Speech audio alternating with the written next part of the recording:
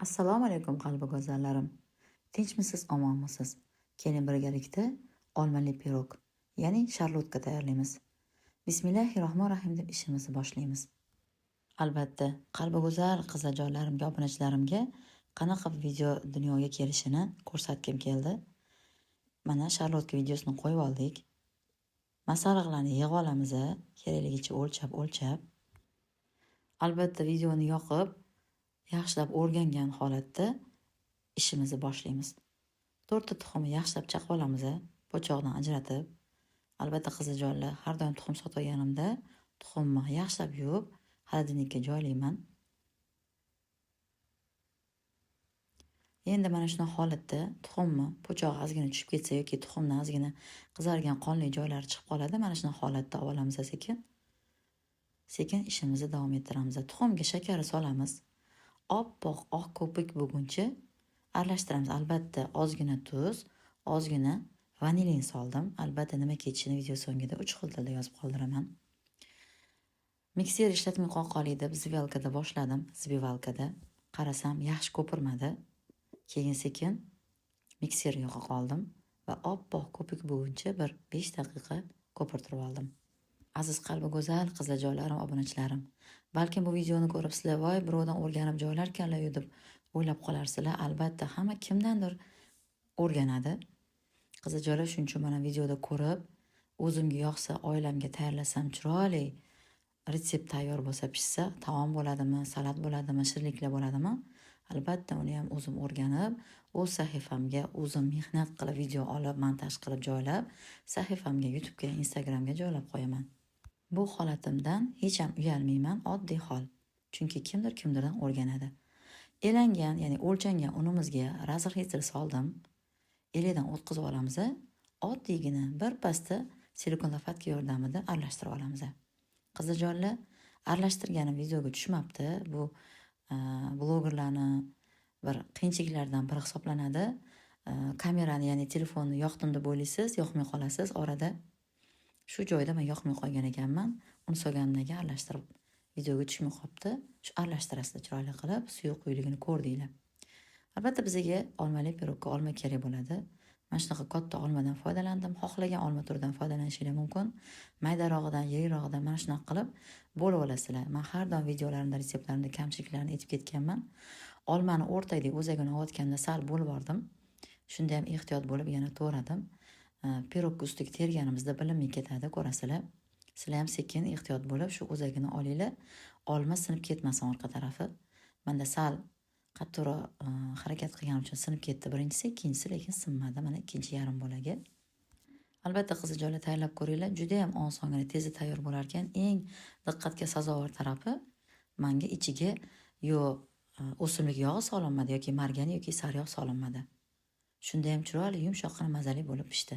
Ko'rdinglar qizajonlar, videoni to'xtatib ko'rib qo'yaman. Bittalab birga bir chiroyli, zo'r bo'lib o'xshab chiqdi. Shuning uchun sizlarga ham ilindim.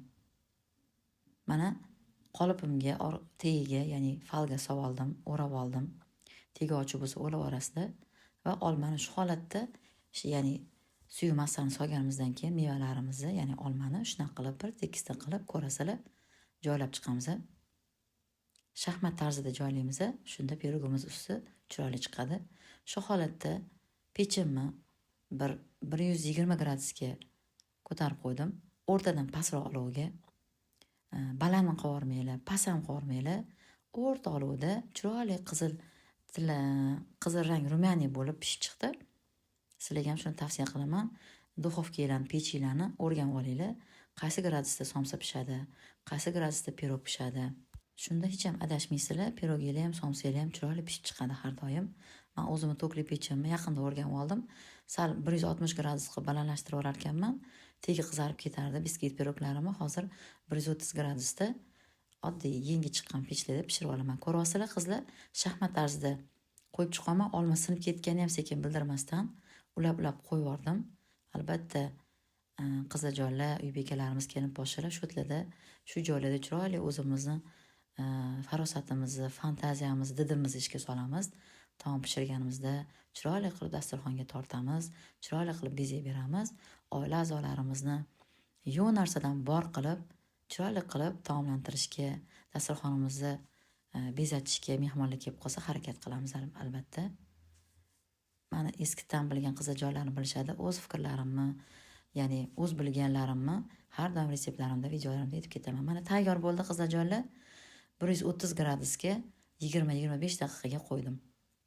Albatta bu pirog pishganini, ya'ni yog'och cho'pcha, ya'ni zubachiskada orasiga cho'pchani tiqib, ya'ni nam bo'lib chiqmasa pishgan bo'ladi qizajonlar. Mana tayyor bo'ldi, chiroyli qip-qizil. Albatta sizlar ham tayyorlab ko'ringlar. Pishirganingizga hech qachon afsuslanmaysizlar. Ichlari unaqa ho'l, nam bo'lib qolmaydi. Ustiga xohlasanglar saharning pudri sepib yuboringlar, xohlamasanglar o'zi ham juda ham mazali. Juda ham og'izda qoladigan sharlotka, ya'ni olmali pirog tayyor bo'ladi. Qalbi go'zal qizajonlarim. Yana bir bor sizlarga mana o'z ijodimdan, mahsulotimni, ya'ni mehnatimni sizlar uchun taqdim qilyapman. Tayyorlab ko'ringlar. Qanaqa pishsa, qanaqa tayyor bo'lsa kommentariyada yozib qoldiringlar, yoqsa like bosib, yaqinlarga ulashib qo'yinglar.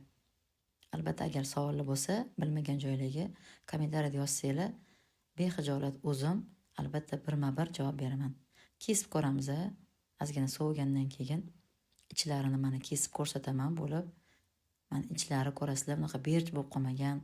Olma ko'p mevali piroglarda berch bo'lib qoladi, ya'ni meva o'zidan suvni chiqaradi. Albatta zubachiskani pirogga solib ko'rganingizda sal ho'lroq bo'ladi. U oddiy hol, unaqa ho'l bo'lib tursa pishmagan bo'ladi.